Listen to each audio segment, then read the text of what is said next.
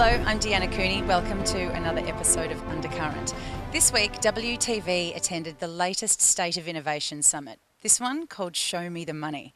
The panel of experts discussed various ways to secure funding for startup, capital expansion, or to explore innovative ideas. Bas Tadros has more. We are at the Innovate Australia Summit here today, and today's topic is Show Me the Money. And it's quite an interesting topic because we've had people from all sorts of different backgrounds, people from ICO background talking about blockchains and future technology, and some from a tax background talking about the different tax systems and the different incentives for innovative ideas and R&D. Peter, what inspired today's summit?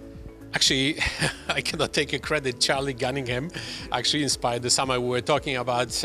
Charlie had been helping us, and he was twice already. He was MC at our events. And we were talking about we're going to do another event, and that was Charlie's idea actually. So he said, "Yeah, why don't we do Show Me the Money?" You know, so he came up with the title as well, and he suggested a few speakers that were on the panel.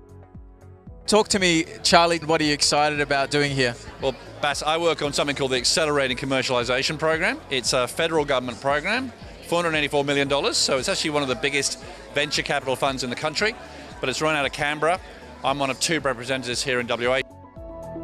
It's fantastic, yeah. We had gathered the right people talking about how to get the money, how to deal with the taxes, and also the cherry on the cake. I think it was the story that one was telling about the blockchain, and that's also something that I personally believe also is going to be very prevalent very soon. Funding and money and dealing with money and taxes, it's established technique, established strategy. When you're talking about blockchain, we start looking at the future, in fact, and the immediate future, and blockchain is the future, and the technology that will be involved in it is amazing. It's already amazing, and it will be even 10 times more very quickly. Yeah, I can't wait to see it happening. Do you find that this day and age people are understanding and getting to know what blockchain is and ICOs are? Yeah, I think there's a bit of a misconception in this space. Unfortunately, a lot of the ICOs have been related with scams and illegal activities, let's say. However, there is an underlying technology there which is called blockchain that's actually allowing for great innovation in several industries. The token generation events that have been performed by companies building actual infrastructure, protocols and innovation, they're really an evolution of what we saw in the 90s with the creation of the internet and protocols like email protocols like POP3 or IMAP, and then you have companies like Google or Yahoo building on top of those protocols. I think the innovation that they bring to the table, when you look, for example, at Bitcoin is just an open source protocol that allows for the transfer of value between one party and another. The innovation that comes with it is far greater than the actual risk of the potential scams that have come with some of the ICOs. Greg, what are you talking about today? So I've been working with a guy called Tony Peacock who runs the Cooperative Research Centres Association in Canberra, and we're worried about there not being enough CRCs led out of WA. Makes the whole CRC thing look a bit East Coast dominant, and so I've been helping him over the last few years to try and get more CRCs established in Western Australia, and we've had some successes, but there's a lot more we'd like to do. So I'll be talking a bit about what it takes to get a cooperative research centre or a new thing called a cooperative research centre project established, and hopefully get more interest here in WA. I'm here with Cheryl Frame. She was one of the speakers at the Innovate Australia today. What can you tell us about some of the messages you shared today? Well, I think the messages today is that there is government funding available. It's there to help innovative companies. All the different programs, and there are a myriad of them, have their own prerequisites on eligibility and the way things are assessed. Generally, they're long processes, so we encourage people to come and talk to us. The advisors are there to help them to make those introductions. And really, when a company is starting out, there are only two things that they need. They need money to help them commercialize their technology, and they need customers. And the other thing we're able to do is to really open doors for them. If a new company, a small startup goes and knocks on the door of Rio or BHP of this world, they're unlikely to give them any time of day. If they come through our programs, there's a fair amount of due diligence that we've done on them. So we take in a qualified pipeline and we're able to open the doors, not just in Perth, but around the world. Well, that's all for Innovate Australia today, and what an incredible day it's been with so much information. I'm Bas Tadros for Undercurrent.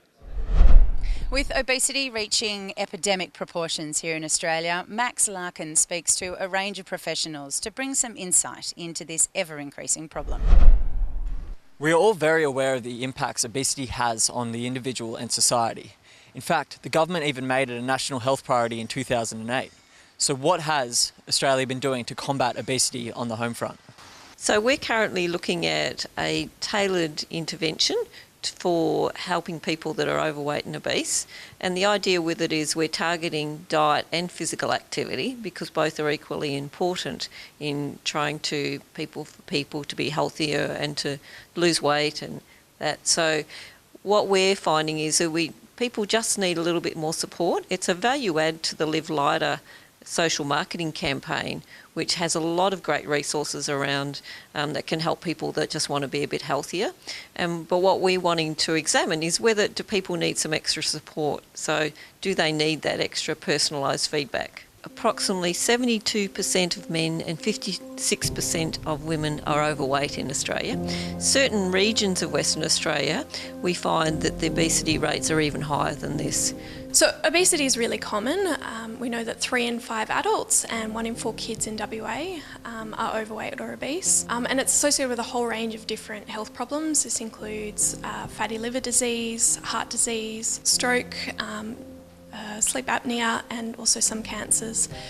So obesity is actually associated with 12 different kinds of cancers, and this is from a recent World Cancer Research Fund report. The cancers of the digestive tract, so your mouth, your throat, your esophagus, your stomach, and also in your bowel. Also prostate cancer and the women's cancers, so breast cancer, in postmenopausal women, ovarian cancer, endometrial cancer, liver cancer, kidney. It's a long list. Obesity is a real problem for a large portion of our clients. It affects their mental state, it affects their state of mind, really.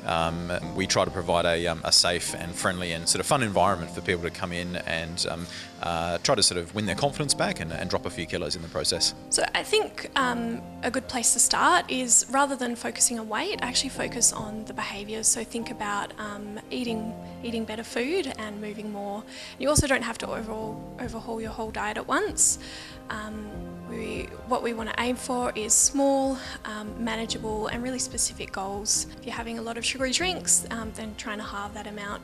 Or if you find that every morning on your way to work you're grabbing a muffin from the cafe, then maybe trying to have some muesli at work. So another thing I would say with that is be kind to yourself.